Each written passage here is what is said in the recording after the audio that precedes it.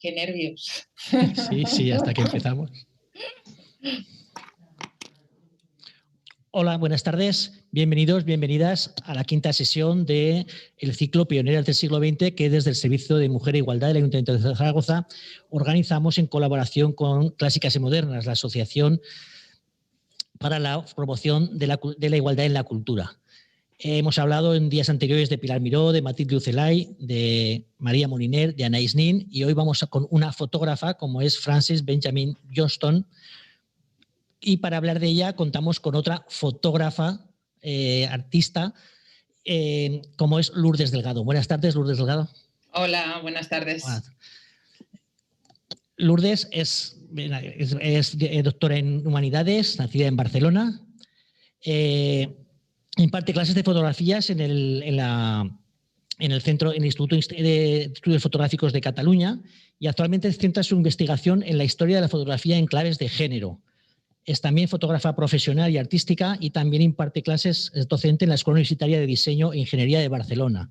Estuve viviendo 15 años en Nueva York, donde desarrolló diversos proyectos, como por ejemplo fue el proyecto Jazz in New York, a Community of Visions, que estuvo también bastante repercusión y fue expuesto en diferentes espacios museísticos o expositores del país. Y creo recordar que la última exposición, que tiene que ver más con lo que vamos a ver ahí, con la parte que vamos a ver ahora, es la que hiciste, que comisariaste en 2019, ¿no? Una cámara propia, Mujeres y Prácticas Fotográficas, que fue en la Casa Cultural Elizalde de Barcelona, ¿no? En lo que ya trabajabais, creo que con Núria Rius, más de 500 fotografías, es decir, una gran exposición, ¿no? En que también se demostraba salía la invisibilidad de las mujeres fotógrafas, ¿no? Que es como tú has titulado tu exposición de hoy sobre Frances Benjamin Johnston, ¿no? Que de fotógrafa de la Casa Blanca con 5 presidentes a la invisibilización total. Como veis, es una propuesta muy interesante con Lourdes, que ha hecho un gran estudio y un trabajo que lleva de años realizándolo. Hemos habilitado un teléfono, un WhatsApp, para que podáis hacer preguntas, que si estáis interesados, interesadas, que es, lo voy a leer, el 648-142-449, porque además Lourdes nos ha propuesto que cuanto más dinámica sea la charla, más interactiva sea, pues mucho mejor. Entonces, a través de este WhatsApp podéis enviarnos las preguntas que queráis, los comentarios. También estamos en Facebook, con lo cual también podéis comentarlo allí. Y hay un correo electrónico que es menos utilizado, pero que también podéis utilizar, que es igualdadmujer@zaragoza.es. El número de teléfono lo podéis encontrar en la página del Ayuntamiento de Zaragoza para que pensáis vuestros comentarios. Muchas gracias, Lourdes, por tu presencia. Esperamos que vaya todo muy bien y nos vemos al final para, sobre todo, pasarte las preguntas que nos pueda hacer la audiencia y que podamos comentarlas, ¿de acuerdo? Muy bien, gracias. Adelante, Lourdes. Muchas gracias por la presentación. Bueno, buenas tardes. Quiero agradecer a la Casa de la Mujer de Zaragoza por programar un año más el ciclo de Clásicas y Modernas, y a Laura Freixas, la coordinadora de este ciclo, por querer incluir en las biografías alguna fotógrafa y además pensar en mí como ponente. Y por supuesto, agradeceros también a todas y a todos ustedes, los que estáis escuchando, por vuestro interés. Voy a intentar ajustar la conferencia a 1 hora y después me encantaría responder a cualquier observación o pregunta que dejen escrita vía Facebook, WhatsApp o email de la Casa de la Mujer. Un momento, que voy a compartir pantalla y empiezo ya con la charla de hoy. Hoy les voy a hablar de una fotógrafa estadounidense que se llama Frances Benjamin Johnston, nacida en los años 60 del siglo XIX y que murió a mediados del siglo XX con 88 años, de los cuales dedicó una 60 a la fotografía, hecho que no es nada común ni en la fotografía profesional de su época y aún menos en el caso de las fotógrafas. La he elegido porque, además de que creo que les puede interesar su trabajo, también nos va a servir de trampolín para reflexionar sobre 2 temas relacionados con el género. El primer tema es una reflexión sobre qué hizo posible que una mujer a finales del siglo XIX desarrollara una carrera profesional muy exitosa en fotografía. Y el segundo tema pretende empezar a dilucidar qué ha ocurrido para que el trabajo de una fotógrafa muy conocida en su época, de la que se conservan al menos 30.000 imágenes, sea hoy en día desconocida o casi desconocida.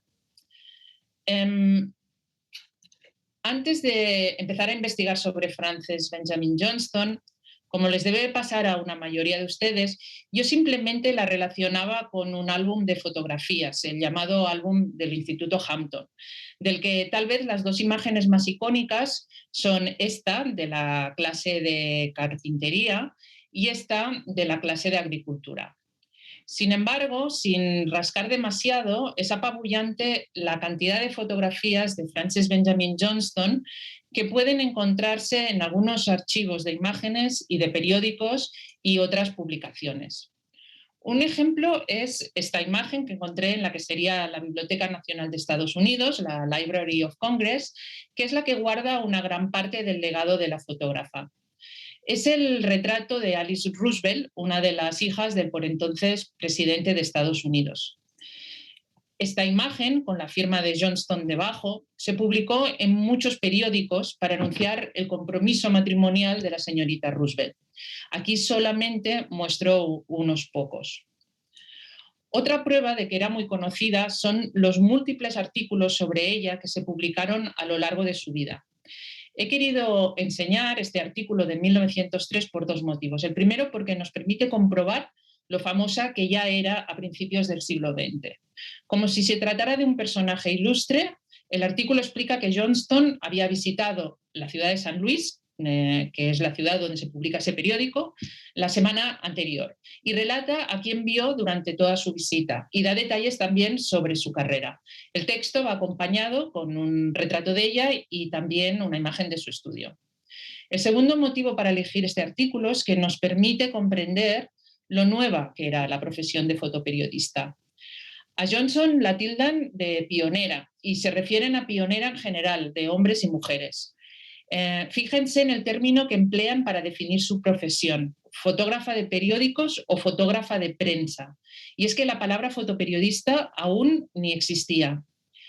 He tenido la curiosidad de saber cuándo se usó el término fotoperiodista por primera vez en el New York Times y no ocurrió hasta 30 años después, en 1933. Como ya he comentado, lo primero que voy a hacer es presentar brevemente la obra de Frances Benjamin Johnston, para que deje de resultarnos extraña. He dividido su obra en tres apartados, que por supuesto no son estancos, pero que nos van a permitir acercarnos a su carrera profesional, que como pueden ver en este esquema, transita por distintas prácticas fotográficas profesionales y en distintas etapas de su vida. En la primera podemos diferenciar varias prácticas. Una es la fotoperiodística, luego hace retratos también, documentalista, y luego es una portavoz de la fotografía realizada por mujeres. Para intentar situar los inicios de Frances Benjamin Johnston como fotoperiodista, hemos de tener en cuenta dos grandes cambios tecnológicos de la época que hicieron posible su profesión. El primero tuvo lugar en la prensa, en la manera de reproducir imágenes en los periódicos y revistas. Y el segundo tiene que ver con el avance de la técnica fotográfica en sí. Hasta poco antes que Johnston se dedicara a la fotografía, no existía una forma práctica y asequible para reproducir en una página fotografías y textos. Las fotografías se habían de transformar primero en grabados. Un ejemplo es precisamente el primer artículo de Johnston para el que no solamente realizó las fotografías, sino que además escribió el texto. El artículo iba sobre el proceso de acuñación de las monedas y aquí vemos a la derecha tres de las fotografías que realizó y a la izquierda cómo estas fueron luego interpretadas en grabados. El otro avance es el tecnológico fotográfico. Hasta entonces la tecnología había sido pesada y engorrosa. Para hacer una fotografía, una debía llevar el laboratorio entero a cuestas, con los químicos y los utensilios para poder preparar la emulsión in situ, y luego extenderla sobre la placa, luego exponerla y luego revelarla a los pocos minutos. Cuando Frances Benjamin Johnson empieza a hacer fotografía, el proceso se había simplificado. Por un lado, los negativos se compraban listos para usar.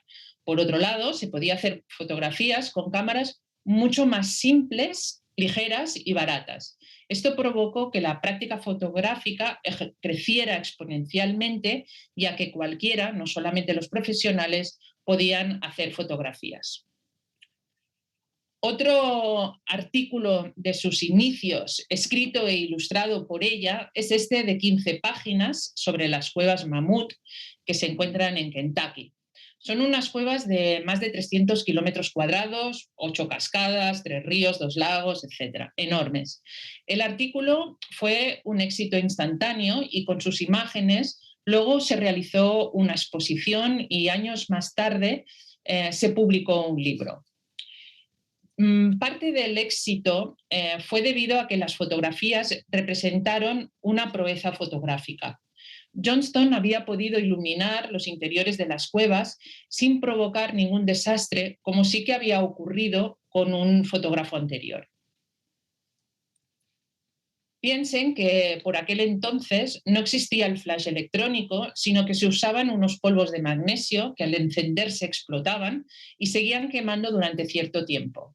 Como se pueden imaginar, son muchos los accidentes e incendios registrados, sobre todo si las fotografías se realizaban en interiores. En la fotografía inferior derecha podemos ver unas personas comiendo, que han montado incluso una mesa, y de pie en una posición destacada se ve una chica. Esta chica es Johnston, quien hizo esta fotografía deliberadamente como estrategia de autopromoción. Estrategia que utilizará otras veces, aprovechando que en esa época ser fotoperiodista se consideraba una gesta y más siendo una mujer. Además de este tipo de artículos que le permitió viajar por Estados Unidos, Frances Benjamin Johnson tuvo una posición privilegiada con el gobierno de Washington, D.C., con entrada libre a la Casa Blanca de 4 administraciones distintas, desde Benjamin Harrison hasta Theodore Roosevelt. Para este artículo de Harper's Weekly, una de las revistas semanales de noticias más importantes de la época, Frances Benjamin tuvo acceso a la firma del Tratado de Paz de la Guerra Hispano-Estadounidense, donde España perdió una gran parte de las colonias que aún le quedaban. Otro encargo muy celebrado y relacionado también con la guerra hispano-estadounidense son las fotografías que Frances Benjamin Johnson realizó del almirante Dewey y su tropa a bordo del buque Olympia en Nápoles a su regreso de su victoria en Filipinas. Las imágenes se distribuyeron por muchísimas publicaciones. Una de ellas es Harper's Weekly, donde se ve la tropa en distintas actividades, como son bailando en parejas entre ellos, tatuándose, cortándose el pelo e interaccionando con alguna mascota. Fíjense en esta fotografía, donde se ven a los marineros comiendo, pero también se ven a una dama. Esta dama, por supuesto, es Frances Benjamin Johnson. Otro campo fotográfico en el que Frances Benjamin triunfó en este primer periodo es el de retratista. Ha de tenerse en cuenta que con las nuevas tecnologías fotográficas hubo un cambio en las expectativas de cómo habían de ser los retratos de estudio. Hasta entonces, el tipo de retrato era muy parecido al del retrato que vemos que realizó la fotógrafa Eliza Whittington en su estudio en California. Eran retratos estereotipados, casi sin expresión, y de posturas rígidas, donde el valor estaba en que la persona y su vestimenta se vieran muy enfocados y con mucho detalle. A estos retratos se les añadía algo de atrezzo, como columnas, cortinas, mesitas, etcétera, para dar linaje al personaje. Y a veces, no siempre, se les retrataba frente a un fondo. Sin embargo, cuando Frances Benjamin Johnson empezó a retratar, como gracias a la técnica ahora ya cualquier aficionado podía hacerse retratos, el profesional no solo debía documentar el aspecto físico de la persona, sino que, como si se tratara de una pintura, había de descubrir y ensalzar el carácter del personaje, saber reflejar su individualidad. Que hubiera enfoque en toda la imagen y mucho detalle ya no era tan relevante, sino que lo esencial era la postura y la iluminación. Este cambio conceptual del retrato produjo, por un lado, un cambio en el tipo de estudios fotográficos y, por otro, en el tipo de clientela. Como podemos ver en el estudio que se hizo construir Frances Benjamin Johnson en el patio de la casa de sus padres, que además, como hemos visto antes, aparece en la prensa, el estudio dejó de ser un lugar anodino. Podía ser con más o menos lujo para convertirse en un lugar agradable, exótico y que pretendía relevar o revelar el gusto y el espíritu artístico de esta fotógrafa. El estudio era un lugar para relajarse y tomar el té, y solo cuando la fotógrafa y el sujeto se habían familiarizado, empezar la sesión fotográfica. Si estaba en la ciudad, Johnston además utilizaba el estudio como espacio para socializar y recibir visitas una vez por semana, visitas que ella anunciaba en la prensa local. Como ya he comentado, el otro cambio que se produjo fue el del tipo de clientela, porque como las sesiones podían durar horas, ya no eran tan asequibles. Frances Benjamin Johnson fue muy hábil a la hora de contactar y convertir en clientes a los miembros de las familias más adineradas de Washington, D.C.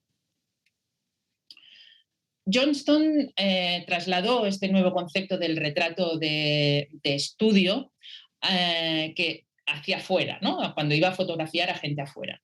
A menudo Johnston colocaba a los sujetos cerca de una ventana, ocultaba el fondo con una tela oscura y construía el retrato teniendo en cuenta la iluminación y la postura como si lo hubiera realizado en su estudio.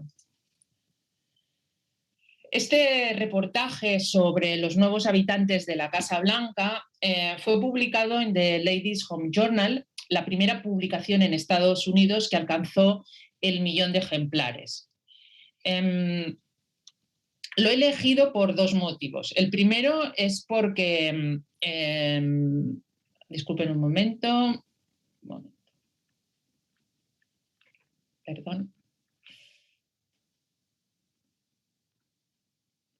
Perdón, decía que el primer motivo era porque aparece el presidente, aparece con su esposa Ida Saxton, pero es que además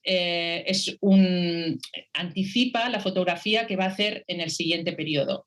Y porque en este texto podemos ver, en este periódico podemos ver también fotografías de interiores de la Casa Blanca, del exterior de la Casa Blanca y de sus jardines. La tercera práctica fotográfica profesional de Frances Benjamin Johnson de este primer periodo es la de documentalista. Esta práctica está ligada directamente con la importancia que en esa época tuvieron las exposiciones universales y que en ellas se utilizara la fotografía como modo de mostrar todo aquello que un país no podía desplazar físicamente a las exposiciones. La Exposición Universal de París fue una de las más celebradas. La visitaron casi 50 millones de personas en solo 7 meses y Johnston participó en ella de 3 maneras distintas. La primera fue con un álbum de 350 imágenes que mostraba el sistema educativo público de Washington, D.C. Las exposiciones universales eran un reflejo de la ideología y aspiraciones de los países participantes. En Estados Unidos corrían ideas reformistas. Después de la llamada Edad Dorada, la industrialización había enriquecido enormemente a unos pocos y en cambio endurecido mucho las condiciones para otros. El objetivo de las reformas no era que todos entonces llegaran a ser iguales, pero sí mejorar las condiciones de todos con la idea de que así Estados Unidos lograría ser un país mejor. Una de estas ideas progresistas es la que se llamó la nueva educación y que fue una de las prioridades de las administraciones y de los programas filantrópicos de algunas corporaciones. Gracias a una gran inversión, el nivel educativo mejoró exponencialmente, tanto para los chicos como para las chicas, y también en distinto grado para las minorías.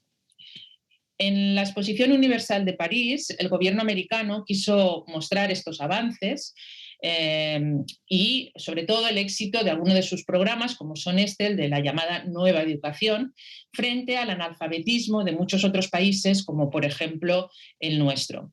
Para ello contrató a Frances Benjamin Johnson, quien en solo un mes y medio realizó 700 fotografías que podrían clasificarse entre documento y propaganda.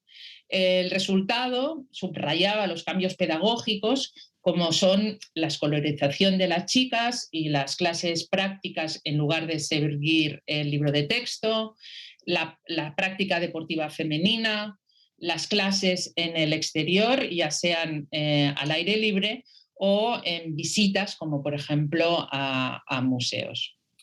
Por este álbum, las autoridades de la Exposición Universal de París otorgaron a Johnston una medalla de oro. Este no fue el único premio que recibió. Frances Benjamin Johnson también ganó un premio aún mayor, el Gran Premio que se llamaba, por el álbum de fotografías del Instituto Hampton que he comentado y que realizó también en menos de 2 meses. Hampton era un instituto creado después de la Guerra de Secesión para enseñar oficios a antiguos esclavos e indígenas nativos. El álbum se expuso en una exposición organizada por varios intelectuales afroamericanos, entre ellos Booker T. Washington y Dubois. La exposición pretendía combatir los estereotipos que pesaban sobre los afroamericanos. Finalmente, de esta primera época, que cierro en 1910, quiero destacar su trabajo como portavoz de la obra de otras fotógrafas y, en general, de la fotografía profesional para mujeres. Otra de las ideologías reformistas o progresistas en Estados Unidos era el de la nueva mujer, que le llamaban New Woman, un ideal de mujer independiente y con estudios que, aunque no se explicitaba, en realidad solo correspondía a una pequeña parte de las mujeres estadounidenses, la mujer blanca de clase media alta. De los 5 delegados que el gobierno estadounidense envió al Congreso Internacional de Fotografía, que se celebró durante la exposición, la única mujer fue Frances Benjamin Johnson. En el Congreso, Johnston impartió una conferencia sobre la mujer y la fotografía en Estados Unidos, enfatizando, por ejemplo, que las mujeres participaban en muchas prácticas fotográficas distintas y que algunas de estas mujeres o de estas fotógrafas eran las mejor pagadas de su país. Asimismo, comisarió una exposición de 142 fotografías realizadas por 29 fotógrafas distintas. Esta exposición tuvo mucho éxito y luego viajó a Rusia, donde se expuso en Moscú y en Leningrado, y más tarde volvió a exponerse en París, pero esta vez en el famoso Fotoclub. Dicho éxito tiene mucho mérito, sobre todo si se tiene en cuenta que Johnston tuvo muy poco tiempo para organizarla, solo 6 semanas, y todas las peticiones y envíos entre ella y las fotógrafas se hicieron mediante el correo de la época. La otra forma en la que Frances Benjamin Johnson promocionó el trabajo de fotógrafas es escribiendo para la popular The Ladies' Home Journal una serie de artículos donde en cada uno presentaba el trabajo de una fotógrafa. Johnston se convirtió en una de las portavoces más importantes de la fotografía como profesión para mujeres. A finales del siglo XIX publicó este artículo titulado «Lo que una mujer puede hacer con una cámara», en el que explicaba por qué la fotografía podía ser una buena y lucrativa profesión para las mujeres y cómo lograrlo. Gracias a la correspondencia que se conserva en la Library of Congress, también se sabe que Johnston mantuvo una relación estrecha con muchas fotógrafas y aspirantes a fotógrafas que a menudo le escribían para resolver dudas técnicas o recibir consejos de cómo avanzar su carrera profesional. Además, en 1905 realizó uno de sus múltiples viajes a Europa, que además duraban varios meses, con la también muy conocida fotógrafa Gertrude Cassevier, quien le llevaba 12 años. En el viaje mezclaron diversión y negocios. Uno de los negocios que Johnston hizo durante este viaje es este artículo titulado Sur de Francia desde un auto, donde la autora cuenta las bellezas del paisaje mientras viaja, y en su relato saca provecho incluso de cuando se les estropeó el coche y hubo que detenerse en medio de una carretera. Otro ejemplo es su visita a los hermanos Lumière, los inventores, entre otras cosas, del cine y de la primera técnica comercializada de fotografía en color. En esa visita, Johnston aprendió la nueva técnica y unos pocos años después, como cuenta este artículo, se convirtió en la pionera de la fotografía en color en Estados Unidos.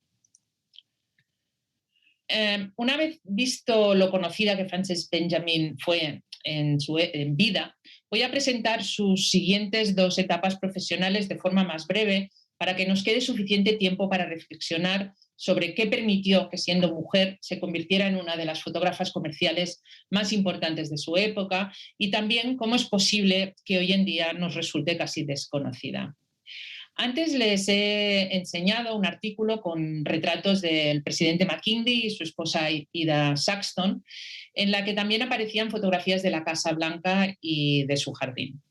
En 1909, con casi 50 años, Frances Benjamin Johnson decidió dar un golpe de timón a su carrera y especializarse en la fotografía de arquitectura de mansiones y jardines. Johnston veía que como fotógrafa de prensa y retratista cada vez había más competencia. En cambio, en la práctica fotográfica de arquitectura, como era una especialización nueva, aún no habían tantos fotógrafos y además estaba mejor pagada. A partir de ahora, sus clientes serían, por un lado, los creadores y herederos de las grandes fortunas y, por otro, publicaciones como Town & Country, que estaban dirigidas precisamente a ese tipo de clientes. Hábil en los negocios como era, a menudo Johnston conseguía vender un mismo encargo a los 2 tipos de clientes. Por ejemplo, la revista le enviaba a hacer unas fotos a una mansión y luego vendía las fotografías a sus propietarios o viceversa. Este cambio de práctica fotográfica fue a la par con un cambio de residencia. Para estar más cerca de sus potenciales clientes, Frances Benjamin se mudó a Manhattan y poco después empezó a vivir y a trabajar con otra fotógrafa, Mattie Edwards Hewitt. Como había ocurrido en su fase anterior, Johnston, o ahora mejor dicho, el tándem de las 2 fotógrafas, fue objeto de interés para la prensa. Aquí vemos a la izquierda un artículo sobre ellas 2 en el Vanity Fair y a la derecha un artículo del New York Times donde las retratan junto con otras de las fotógrafas que, según el periódico, habían logrado triunfar. Sin embargo, su asociación duró solo unos 7 años. En 1918 se separaron. Frances Benjamin Johnson regresó a su estilo de vida en la carretera y a sus viajes por Europa, que podían durar meses, y emplazó su campo base de nuevo en Washington, D.C. Este es un ejemplo de artículo que Johnston escribió e ilustró con fotografías durante este nuevo periodo en uno de sus viajes por Europa.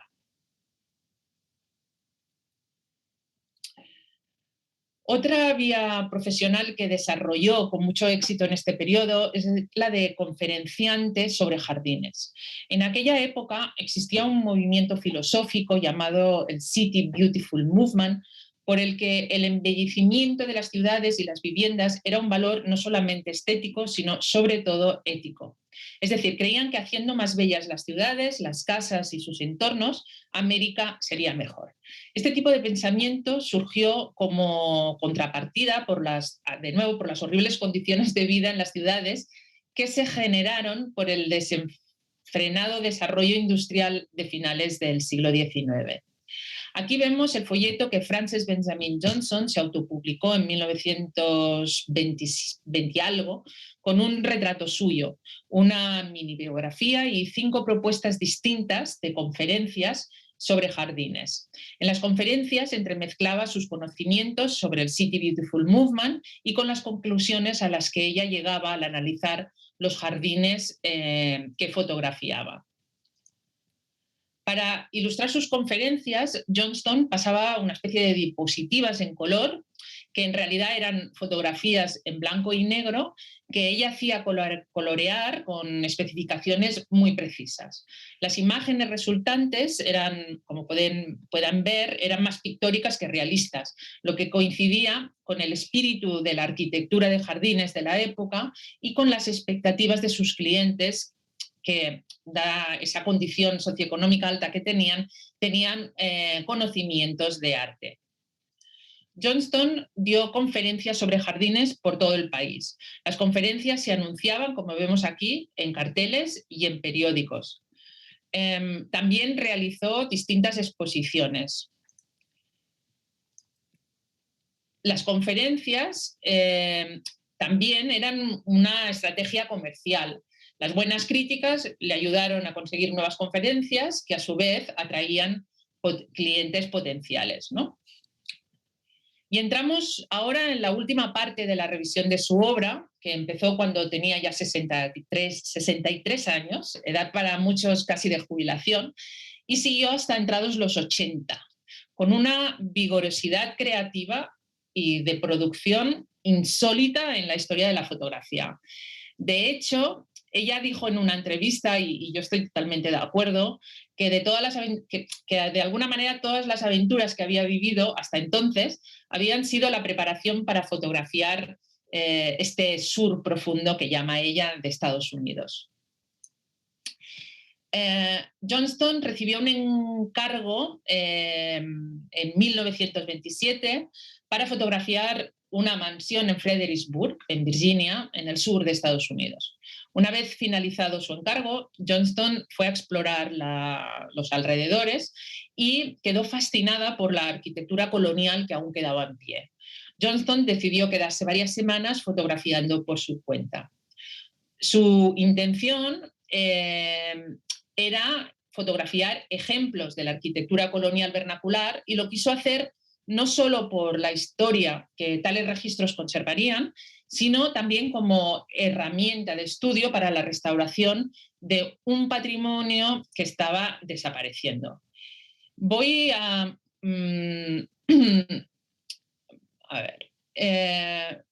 Johnston, en total, bueno, se pasó, es lo que he dicho, ¿no?, las últimas 2 décadas de su vida viajando por ese sur, y en total recorrió decenas de miles de millas y realizó más de 7.000 fotografías, un registro extraordinario. En este mapa podemos ver las localidades donde fotografiar.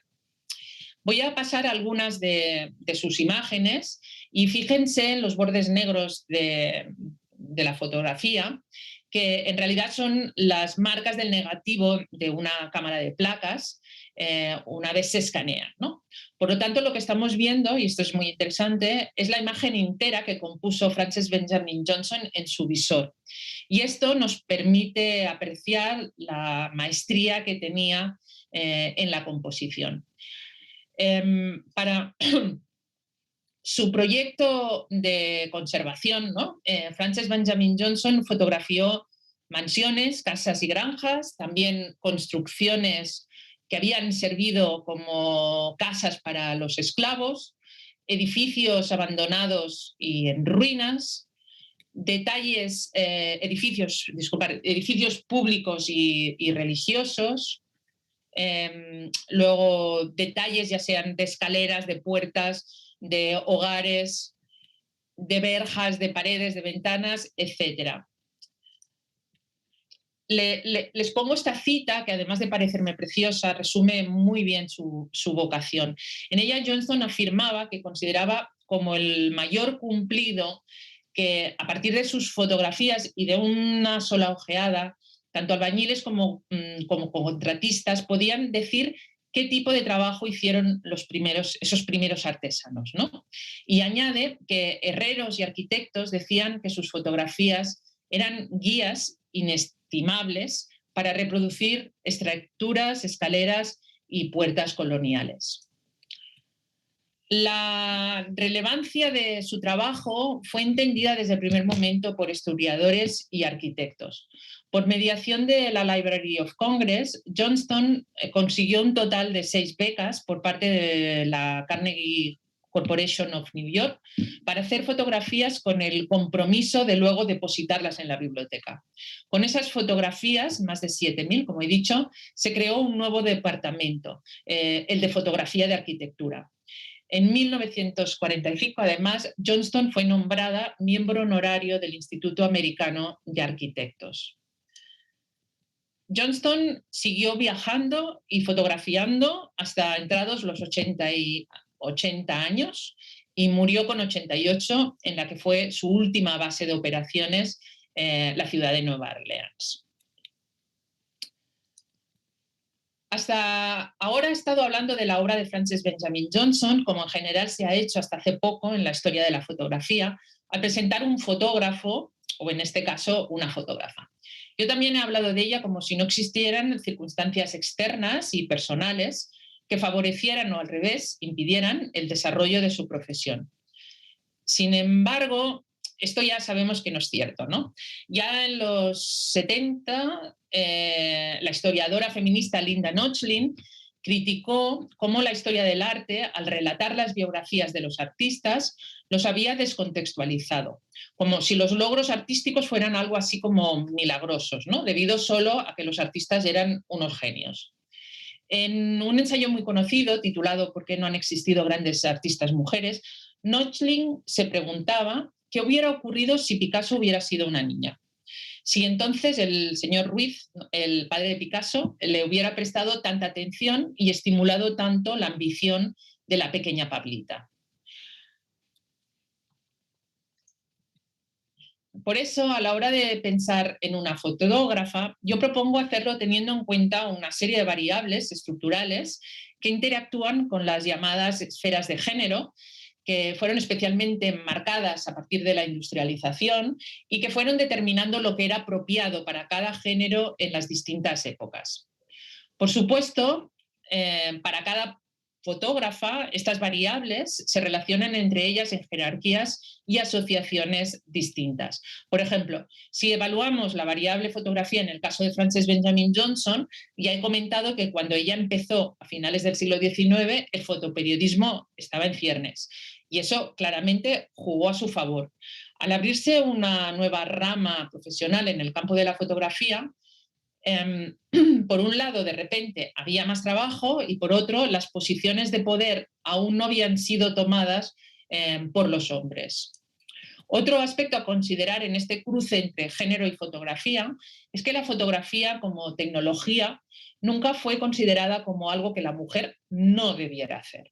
Desde el inicio de la fotografía, antes de mediados del siglo XIX, ha habido mujeres que de forma profesional, artística o aficionada han realizado fotografías. Ahora bien, en general, estas prácticas fotográficas cumplían con las esferas de género que existieran en ese momento. Otras dos variables estructurales muy importantes a cruzar con las esferas de género son el país y la época. Las mujeres de principios del siglo XX en Estados Unidos vivían unas condiciones distintas a las que vivían las mujeres de otros países. Este texto de un editor de la revista de fotografía más importante en España a principios del siglo XX es muy revelador. En un artículo sobre la mujer y la fotografía, el editor comenta que así como en Estados Unidos las mujeres podían hacer fotografía de paisaje, eso era imposible en España. Y lo razona diciendo que en Estados Unidos las mujeres casadas o solteras podían viajar solas, incluso durante días. Dice, y en cambio en España no podían ni ir solas a la Plaza del Sol sin recibir todo tipo de improperios. Por lo tanto, una Francisca Benjamin Johnston que hubiera nacido en España y se recorriera nuestro país de arriba a abajo y viajara además a menudo por su cuenta por Europa, hubiera sido imposible o casi imposible en nuestro país. En el caso de Johnston también juega un papel muy importante el hecho de que en esa época y en su país, para las mujeres blancas de clase media alta, soplaban los vientos progresistas del ideal de la New Woman. Si ya el país había apostado por la educación básica en general, para la clase media alta la educación llegó a ser universitaria incluso para las mujeres. Esto permitió que algunas accedieran a trabajos hasta entonces realizados solo por hombres e incluso alcanzaran posiciones de poder. Este artículo sobre mujeres de Washington, con inteligencia y negocios, como subraya el título, habla de los logros profesionales de algunas mujeres en diversos campos, como son el judicial y el de la medicina, e incluye a Frances Benjamin Johnson, que por entonces solo tenía 31 años, y de la que se publica un grabado de su famoso estudio. Johnston había recibido una educación excelente en Estados Unidos y a los 19 años ingresó en una academia de arte muy conocida de París, que a diferencia de la Academia de Bellas Artes francesa, permitía mujeres y extranjeros. Cuando regresó... Ay, disculpen, ¿y esto qué es? Ah, sí, disculpen, aquí. Cuando regresó a Washington, D.C., y seguramente gracias a los contactos familiares, recibió clases del primer fotógrafo oficial de la Smithsonian Institution, que es la red de los museos nacionales. Por lo tanto, Johnston empezó su carrera profesional con una educación privilegiada, tanto en el mundo del arte, de ahí sus conocimientos de composición y luz, como de técnica fotográfica. Dos variables también importantísimas a cruzar a la hora de entender la carrera profesional de una fotógrafa en el pasado son su estado civil y las leyes al respecto. De hecho, no sé cuáles son las leyes de entonces en Estados Unidos, pero si en algo fueron similares a las de España, las mujeres, una vez casadas, perdían la potestad incluso de sus propios afaires económicos. Además, la sociedad era mucho más permisiva en el tipo de vida pública que llevaban las mujeres solteras versus las casadas. No se veía igual que una chica o mujer soltera viajara a menudo por su trabajo que si lo hacía una mujer casada y el esposo y los hijos se quedaban en casa. A lo largo de su vida, Johnston viajó muchísimo, sola o acompañada, y en esta última etapa de su vida lo hizo a menudo con Hanley Ruff, a quien contrató como chofer y asistente fotográfico. Frances Benjamin Johnson nunca se casó. Yo no he tenido acceso a su correspondencia porque no está digitalizada, pero según cuentan algunas historiadoras que sí lo han tenido, parece ser que el tema del casamiento nunca estuvo sobre la mesa, ni en la copiosa correspondencia con su madre, con la que mantuvo siempre una relación muy estrecha, se habla de un posible matrimonio o del matrimonio.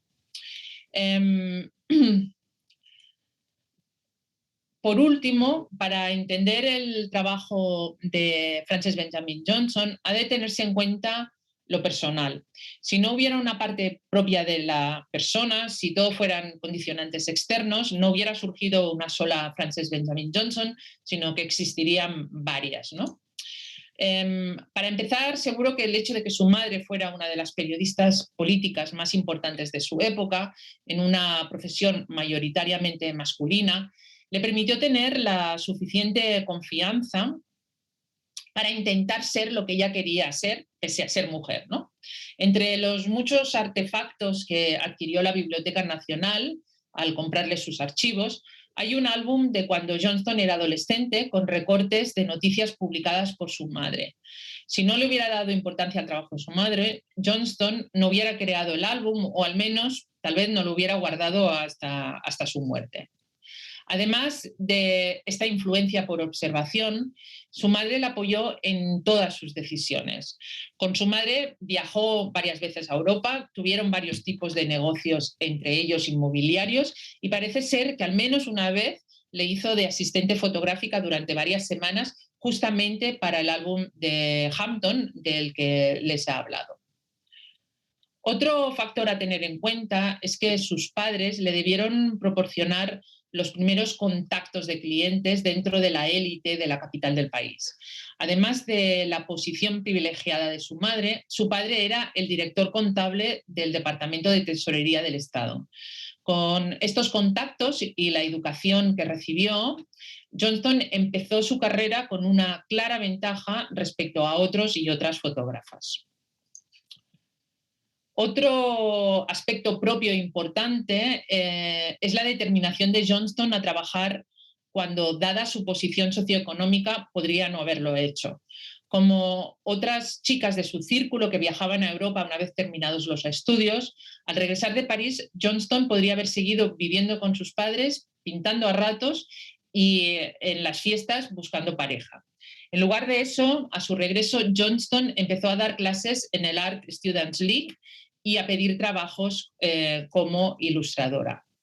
Respecto a su vida afectiva, y que tal vez explicaría su elección de ser soltera, aunque solo en parte, se sabe muy poco.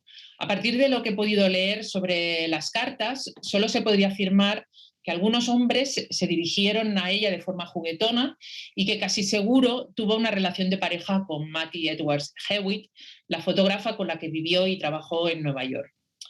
Aunque es desconocido el verdadero motivo de por qué se separaron las dos fotógrafas, una de sus historiadoras dice que tal vez lo explicaría una nota que se encuentra en sus archivos, que al parecer quedó sin enviar e iba dirigida a un astrólogo.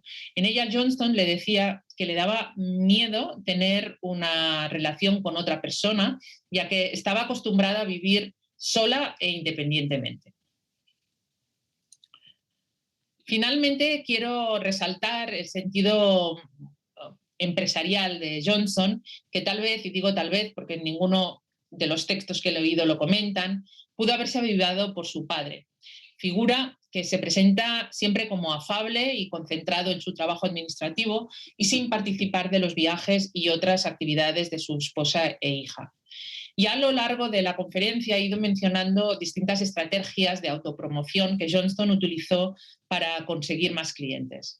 En el artículo que antes he comentado sobre la fotografía como un negocio viable para las mujeres, Johnston dejaba claro que para vivir de la fotografía el negocio había de ser rentable. Y explicaba que entre los atributos que se necesitan para lograr ser una fotógrafa profesional, una de ser enérgica, ambiciosa e infatigable, es decir, como ella. Al inicio de la conferencia les he mostrado estos dos autorretratos en los que la fotógrafa se representó a los 32 años como dos tipos de New Woman, de nueva mujer. En el primero se presenta como esa mujer que ha recibido, que es independiente, pero que sigue acatando ciertas normas de las esferas, y en la segunda, una mujer ya rebelde. Esto lo vuelve a repetir y en el fondo yo creo que es también una estrategia de promoción en muchos años después, cuando ya está haciendo sus fotografías de jardines, ¿no? La figura de la izquierda es la que vimos que había utilizado en su folleto que anunciaba esas conferencias. Y como veis, de nuevo se presenta bien vestida, con perlas, peinada, etc. Una persona con la que sus posibles clientas, bueno, las personas que irían a esas charlas y que después serían sus clientas, se podrían sentar y tomar el té. Y en cambio, la segunda, que se publicó en un artículo sobre ella como fotógrafa artista, es mucho más rebelde. Incluso aquí no se ve bien en la fotografía, pero entre los dedos sostiene un puro.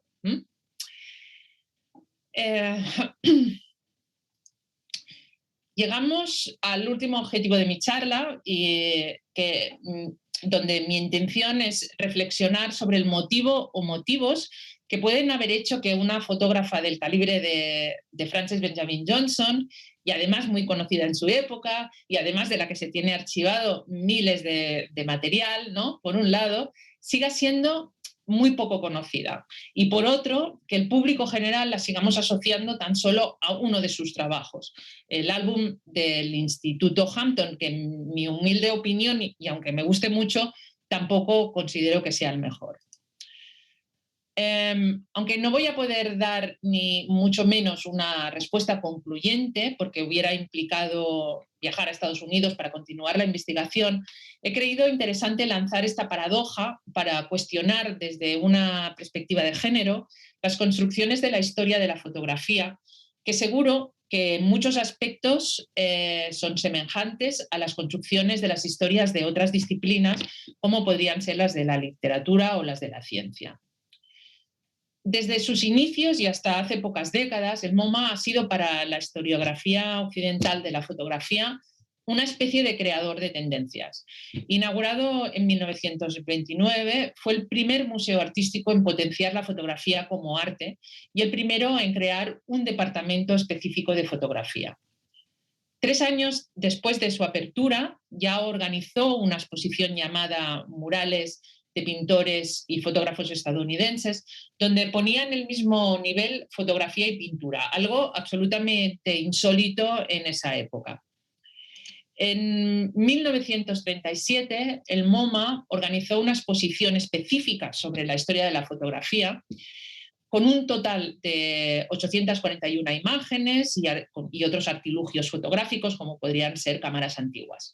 El comisario fue el historiador de arte Bowman Newhall, que pocos años después, cuando se creó el departamento de fotografía, se convertiría en su director. Aunque el énfasis e interés del MoMA era presentar la fotografía como arte, algo que por aquel entonces aún era discutido, la exposición también mostraba otras prácticas fotográficas como son la científica, la de moda y la fotoperiodística. De las 61 fotógrafas y fotógrafos contemporáneos de Estados Unidos representados en la exposición, ninguna era Frances Benjamin Johnston, que entonces tenía 73 años y, como hemos visto, seguía en la cúspide de su carrera. La pregunta ahora a hacerse es ¿cómo pudo ocurrir tal vacío? Una hipótesis sería que el comisario Newhall nunca hubiera oído hablar de ella, pero parece casi imposible. Por un lado, en esa época el campo de la fotografía museística era muy reducido y Johnston había expuesto por todo el país en bastantes ocasiones y, como hemos visto, sabemos que era muy popular. Por otro lado, como historiador del arte y como demuestran las 5 páginas de bibliografía que incluyen el catálogo, Newhall había hecho una investigación a fondo sobre lo que se había escrito hasta entonces acerca de la fotografía. Aunque durante su investigación no leyera este artículo, seguro que al menos había oído hablar sobre esta exposición de la historia de la fotografía, la primera y no sé si la única antes que la suya, de este tipo en Estados Unidos, y que además se había hecho en uno de los museos capitales del país, el Museo Nacional de Washington, D.C. Frances Benjamin Johnston había participado en esa exposición y además el comisario que la había elegido fue nada más y nada menos que Alfred Stieglitz, fotógrafo y promotor de la fotografía como arte desde finales del siglo XIX. Stieglitz, quien había marcado profundamente la historia de la fotografía, fue uno de los consejeros externos más influyentes en el periodo formativo del Departamento de Fotografía del MoMA, con Newhall a la cabeza. Por eso es muy difícil pensar que Stieglitz no le hubiera hablado ni de esa exposición ni de Frances Benjamin Johnston, a quien por entonces ya había incorporado a su larga y famosa lista de indeseables. Stieglitz era alguien apasionado y egocéntrico, famoso también por desterrar de su círculo a fotógrafos y fotógrafas que le contradecían.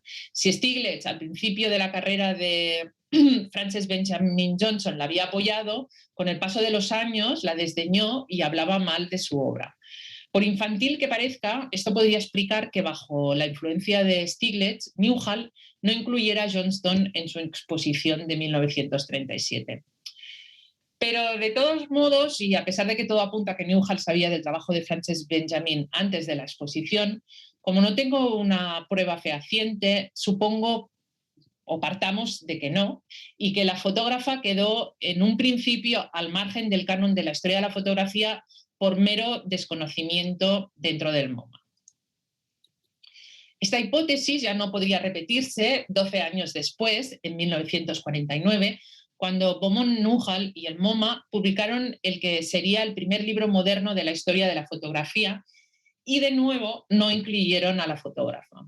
En este caso sí que he conseguido una prueba de que Newhall conocía la obra de Johnston y la dejó fuera de la historia deliberadamente.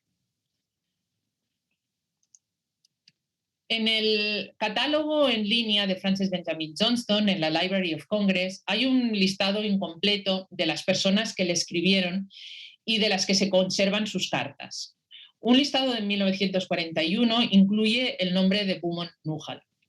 Como a diferencia de la mayoría de archivos, esta biblioteca sí que permite pedir alguna información por correo electrónico, escribí si podían buscarme esa correspondencia.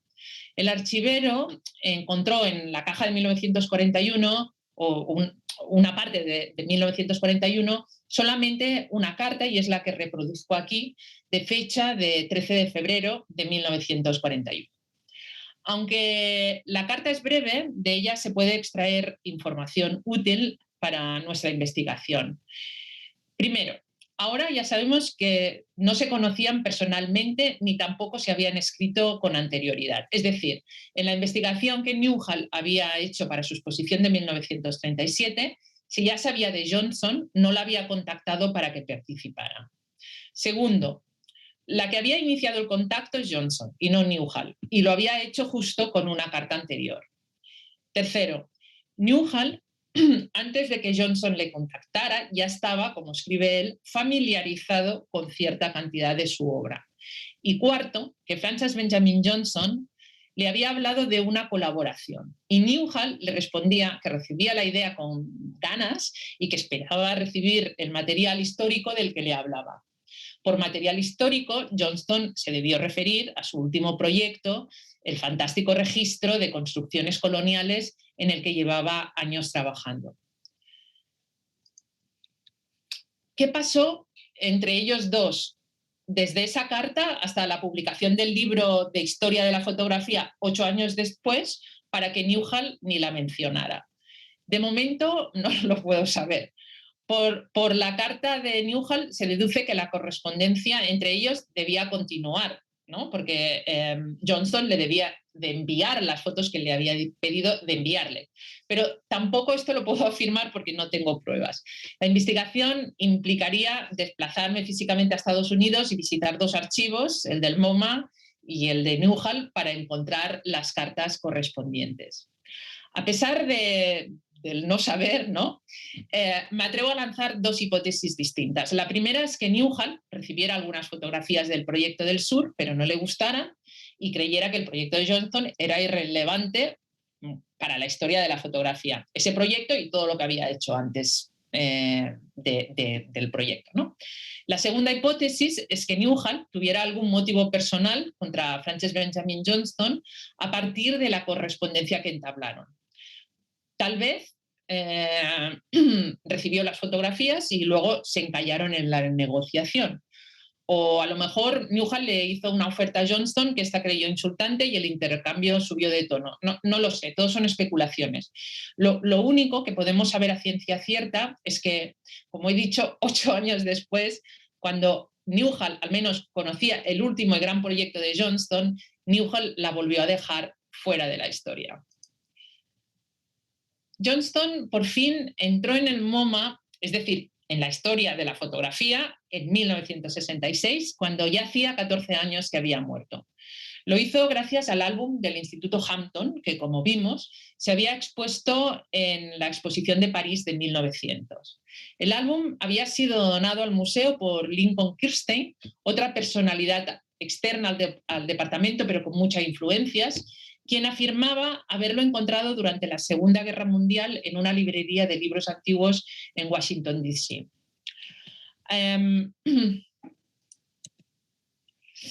A la par de la exposición se publicó un libro con algunas de las fotografías del álbum. En la portada hay una de las 2 imágenes icónicas de las que les he ido hablando, y ahora ya podemos entender uno de los mecanismos con el que 1, 2 o 3 fotografías de un cuerpo fotográfico ingente se convierten en icónicas. El siguiente libro del MoMA, donde aparece una fotografía de Frances Benjamin Johnston, es este de 1973, un libro escrito por John Sarkowski, el entonces director del Departamento de Fotografía, quien a partir de los comentarios a 100 fotografías de la colección, tejió de forma amena una historia de la fotografía. Para presentar a Johnson, escogió la que se convertiría en la segunda fotografía icónica de la fotógrafa, la de la clase de agricultura. La entrada definitiva, ¿no?, de Johnston al canon de la historia de la fotografía ocurrió en 1989, cuando Sarkowski la incluyó en el segundo libro de historia de la fotografía publicado por el MoMA. Sarkowski escribió 4 líneas de texto sobre la fotógrafa y publicó una nueva imagen del álbum a página entera. Y es que, lógicamente, el MoMA, como ocurre con cualquier otro ítem, ocurriría con cualquier otro ítem de su colección, además de apreciar el álbum, pretendía que se cotizara bien en el mercado. Antes he insinuado que tal vez Newhall tenía algo personal contra Johnston por un posible enfado durante la negociación de ese hipotético proyecto común entre Johnson y MoMA. En la introducción al álbum del Instituto Hampton, Kirstein presentó una breve biografía donde afirmaba que Johnston, y traduzco literalmente, se convirtió en una anciana decidida e irascible. Me pregunto cómo Kirstein llegó a esa conclusión, si ni siquiera la había conocido porque estaba muerta, y si es que esa era la opinión vigente sobre Johnston en el círculo de la fotografía artística y en concreto dentro del MoMA. También en el texto que escribió Sarkowski sobre Johnston aparece un comentario peyorativo sobre la fotógrafa. Sarkowski dedica los primeros párrafos para hablar en general de la fotografía y las mujeres, cosa que con ningún fotógrafo lo hace, no habla de la fotografía y los hombres. Al explicar por qué en su libro aparecen tan pocas fotógrafas, argumenta, entre otras perlas, de que al igual que la fotografía, la naturaleza es la fotografía, la mujer es por naturaleza receptiva o pasiva. Pero añade que en el caso de Frances Benjamin Johnson seguro que esto no era así, y aquí inserta el insulto directo a Johnston porque dice que Johnston era en realidad un sargento de instrucción entre los fotógrafos. Para una posible explicación de esta versión hacia Johnston, adoptada durante muchos años dentro del MoMA, volvamos al texto del libro del álbum del Instituto Hampton, donde Kirstein la tildaba de anciana irascible y decidida. Tan solo 2 líneas después de esa frase, el autor comenta que los precios de Johnston eran altos, y aclara, por ser una mujer, que estaba siempre compitiendo con sus colegas masculinos, que ahora podríamos entenderlo, que sus colegas masculinos como Stiglitz se sentían contestados por una mujer, que le encantaba que la halagaran, como a ellos, cuál es el problema, y que estaba enormemente orgullosa de sus logros como mujer y artista. Qué desfachatez, ¿no? Si, como decía Kirstein, Frances Benjamin Johnson era una anciana decidida e irascible, tal vez fue porque era una anciana no pasiva y que no aceptaba de buenas maneras muchas cosas. Por ejemplo, que a su edad, con una obra inmensa y a la altura de muchos otros fotógrafos, la continuaran ninguneando. Me gustaría terminar esta conferencia con una nota optimista y decirles que esta vez Frances Benjamin Johnson está aquí para quedarse, que esta vez no se desvanecerá como ocurrió en el pasado. El interés por ella desde la academia empezó ya en la década de los 70 del siglo XX, y ese interés crece cada día, especialmente por historiadoras feministas. Algunas partes de sus archivos, como el de las diapositivas de jardines, ya han sido estudiados, clasificados y expuestos. Y finalmente, y no menos importante, es que la Library of Congress haya digitalizado algunas de sus imágenes y permite el acceso gratuito a ellas vía Internet. Afortunadamente, hoy en día, el poder canonizante del MoMA o el de cualquier otra institución ya no pueden ser tan hegemónicos como fueron entonces. Ahora, todas nosotras podemos conocer, disfrutar y difundir su obra. Finalizo aquí mi conferencia, pero ahora me encantaría poder interactuar con ustedes.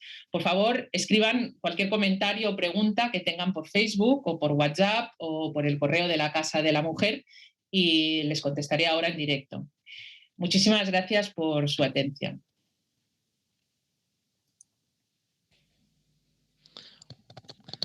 Muchas gracias, Lourdes. Bueno, realmente impresionante cómo has podido condensar 80 años de vida y obra de esta mujer vitalista, ¿no? que no paró en una hora, ¿no? El tiempo que haya. Todavía sigo sin entender mucho por qué sigue tan invisibilizada después del trabajo que hizo. Ya sé que has dado bastantes razones, ¿no? Pero realmente es increíble pensar cómo en los años 30, cuando dices las primeras exposiciones en el MoMA, o después el libro, una persona que al menos popularmente reconocida, porque hay una pregunta que nos hacíamos era ¿hasta qué punto los fotógrafos o los colegas de su época, o de sus diferentes épocas, porque trabajó durante muchísimos años, hasta qué punto fue reconocida por ellos, más allá de los nombres, por ejemplo, que has nombrado ahora de Newhall o Kirsten, ¿no? que ya hemos visto que había un desmerecimiento de su obra, prácticamente sin razones, con unas razones de género, diría yo. Sí. Por el resto de fotógrafos o del mundo cultural, pero sobre todo de fotógrafos, ¿hasta qué punto ahí sigue reconocida? Te entiendo. No, o sea, lo fue en su momento, lo fue... a ver, que se entienda bien. Es que realmente pensamos muchas veces la historia de la fotografía como la historia de la fotografía artística, ¿de acuerdo? Esto es una cosa que en las últimas décadas afortunadamente está cambiando. Entonces, durante mucho tiempo, las personas o los fotógrafos o fotógrafas que trabajaban fuera de lo que se consideraba arte, ¿no? No han tenido historia, con lo cual no han podido influenciar a otros fotógrafos, ¿no? Eso es también un motivo porque a lo mejor esas fotografías que ella hizo como espíritu de registro y de posibilitar que se recuperara una arquitectura vernacular, no se tuvieron en cuenta. Entonces, yo no puedo decir que, o sea, no puedo afirmar, no he leído en ningún lugar que a un fotógrafo dice, yo he aprendido de Frances Benjamin Johnston, ¿no? Entonces, lo que sí que creo es que, por ejemplo, con el último trabajo, si esto sale a la luz, ¿no? De forma no solamente que se exponga en un lugar, sino que se empiece a hablar de ella, se haga un estudio, un buen estudio sobre esas imágenes, etcétera, etcétera. Ahí es donde sí que puede generar para las generaciones futuras una influencia, porque son imágenes muy importantes. Sí, sí. Teníamos alguna pregunta que decían, por ejemplo, una muy concreta de Cristina que nos comentaba que si se hizo alguna publicación que reuniese las fotos de finales de su vida en la arquitectura del sur de América y vale. si es posible consultarla de alguna manera. Sí. Esta última época de la que estabas hablando. Sí. Existen dos libros que se publicaron, uno en vida y el otro como 2 años después de que muriera, pero que están hechos no desde el mundo de la fotografía, sino desde el mundo de los historiadores. O sea que historiadores utilizaron, ¿no? De ahí también el premio o la mención de los arquitectos, ¿no? Que reconocían su trabajo, pero no hay un trabajo a decir, bueno, mirar cómo hace ella la fotografía, ¿no? Se hablaba de las casas, no se hablaba de su trabajo. Vale, más desde el punto de vista arquitectónico que desde el punto de vista fotográfico, sí. Quieres decir. Sí, hay en esa línea también le preguntaban de las facetas que has nombrado de Frances Benjamin Johnston, la parte de fotoperiodista, de retratista, tú has sido retratista porque también en tu época, ¿no? Tienes un montón de fotografías de personas notables, ¿no? Que se dice, y de esta parte de arquitectura histórica, ¿no? ¿Qué crees que es la parte más importante que ella, o para ti cuál es la faceta más importante de las tres, o no te decantas por ninguna de ellas? Sin duda la tercera. Sin duda la histórica. Yo, bueno, para mí he de decir que esta investigación ha sido, o sea, a medida que iba entrando en ella, iba pensando, ¿cómo puede ser que con este trabajazo, ¿no? Ya de cantidad y de calidad, ¿no? Sea casi, ¿no?, desconocida. Esto es brutal. Y me decantó, por supuesto, por el tercero, por la tercera etapa. Que además es alucinante que lo empezara con 60 y muchos años. Es que es algo mucho... Si lees la historia de muchos fotógrafos, tienen una época muy concreta en la que hacen ese trabajo que se vuelve muy conocido. Y en general es un trabajo que no es al final de su vida, ¿no? Lo que ella ha hecho es increíble, ¿no? Ese cambio constante, ¿no? Bueno, constante, 3 bloques grandes de trabajo distinto, y que el tercero, como ella misma dice, ¿no? Es como, me he estado preparando para llegar a esto. Y además con toda la proyección social que también tenían en todas sus épocas, ¿no? Porque tanto en la parte de fotoperiodista como en la retratista, como también en todo lo de la arquitectura histórica, como también todo ese reflejo social, porque ella misma fue también activista de esto que hablabas tú antes de la New Woman, ¿no? De principios del siglo XX. Creo que había alguna pregunta, espera que miro aquí en el Facebook. Vale. ¿Tenía? No, mira, más que pregunta hay agradecimientos que luego podrás seguir leyendo. Qué bien. De los que les ha gustado y cómo han podido ver una figura de estas que decíamos que están invisibilizadas y que, bueno, precisamente este ciclo que hacemos con la Asociación Clásicas y Modernas precisamente trata de sacar a la luz. A mí, o sea, me gustaría como darle una vueltecilla a lo que has dicho tú, y es que no es realmente del todo invisibilizada. Es que esto es lo que... ¿Sabes? Es que... Vale. Pero que realmente han elegido algo que tiene que ver con que les interesa al MoMA, ¿no? De alguna manera, ¿no? Vender o que su colección tenga valor, ¿no? Y el resto está en cajones, en un archivo. Es que es increíble. Claro, pero fíjate que yo pensaba en algún momento, cuando hacías la exposición, sobre todo al hablar del tema del MoMA y del libro, que podía también por ser una cuestión de lo que fotografiaba, del contenido de la fotografía, ¿no? Que pudiese no interesar desde el punto de vista artístico. No, pero me da la impresión de que el tema del género estaba detrás, y no lo digo porque estemos desde el Servicio de Mujer e Igualdad, lo digo porque tal y como lo explicabas, yo decía, bueno, podrá ser que la arquitectura, que los paisajes, que no... Cosa que sería rara porque está el arte detrás. Pero... Bueno, ¿puedo hacer un comentario? Yo no he querido entrar, o sea, claro, a la hora de estructurar la charla en una hora es como he tenido que quitar muchas cosas, ¿no? Pero hay otra cosa que me está dando muchas vueltas, es que o sea, he comentado que hubo 3 años después de la inauguración del MoMA una exposición en la que juntaron fotografía y tal. Sí. Pero al año siguiente hubo la primera exposición solo de fotografía. ¿Y de qué era? Pues era de Walker Evans, que este sí que es uno de los grandes de la historia, de arquitectura del siglo XIX. O sea, que no fue por el contenido. No. Mira, estaba mirando a ver si había alguna pregunta. Y luego me ha parecido muy interesante, un poco por ir cerrado también, las variables que has apuntado a la hora de analizar. Has analizado la fotografía, pero indudablemente analizar muchas otras disciplinas, ¿no? Como la época, las leyes, la etnia, el color de la piel, estaba señalado, estado civil, el país, cómo todo eso actúa como variables que condicionan completamente el desarrollo del arte y de otras muchas tareas, como eso, por ejemplo, el género influye fundamentalmente. Ha sido el día 11 de febrero hace poco, supongo que viste el corto el vídeo que era Más Matildas, ¿no? ¿Qué habría pasado? Tú lo has puesto antes con un ejemplo que hablaban de si hubiese sido Picasso, ¿no? Sí. Si hubiese sido Pablita, ¿no?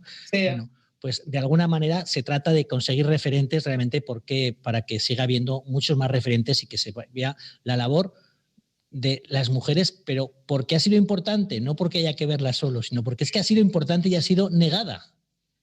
Esto lo dice también una buenísima historiadora de la fotografía, que ella dice que no es solamente porque es injusto, esto es lo de menos, es que es una necesidad para la historia, para contar la historia, ¿no? O sea que ese es el tema. Yo al final o sea, es intentar rehacer, ¿no?, lo que ha sido, y esto es importantísimo. Te iba a preguntar para finalizar cómo está la situación de las mujeres fotógrafas en España a día de hoy, pero no sé si es otra conferencia. A ver, yo no estoy trabajando como fotógrafa desde hace tiempo y no estoy en el tema. Sí que leo sobre cosas y no estoy en el tema. Y sí que por ejemplo, hay un grupo que se llama No Sin Fotógrafas, etcétera, etcétera, tienen estadísticas o hablan, ¿no?, de situaciones, por supuesto, como en otros campos, donde no hay igualdad, esto está claro. Y luego también, bueno, yo creo que estamos en una época de cambios positivos, y lo que estoy viendo también es como desde incluso escuelas, conferencias, etcétera, hay esta intención que no siempre ocurre, ¿no?, de reajustar, ¿no?, esta situación. O sea que mal, pero bien. Te llamaremos cuando pase la pandemia para que puedas hablar de esto. Perdón, pero Gracias. Directamente con el público asistente, porque a nosotros lo que nos gusta es que este tipo de conferencias, ya lo sabes, que pudiese haber sido en directo, porque tenemos la experiencia de que el diálogo es mucho más enriquecedor, que ya lo ha sido bastante con la exposición que has hecho, porque, bueno, yo creo que para mí sí que era una desconocida. Y creo que he descubierto un montón de facetas suyas y también tuyas a la hora de explicar, como has explicado, también la evolución, ¿no? Entonces, muchas gracias por tu exposición. Si recibimos algún tipo de información de comunicación o algo que aparezca en el chat, te los pasaremos para que tengas también un feedback de lo que ha sucedido, y darte las gracias a ti y a todas las personas que nos están viendo. Invitarles directamente a la próxima sesión del próximo martes, que seguimos con la sexta sesión en la que hablaremos de Margaret Mead. Bueno, más que hablará sobre todo Almudena Hernando, que es quien vendrá a exponernos a Margaret Mead. Muchas gracias, Lourdes, gracias a todos y todas, y esperamos verte por Zaragoza para que poder seguir hablando de fotografía y de mujeres fotógrafas. Muchas gracias. Gracias. Chao. Adiós. Adiós.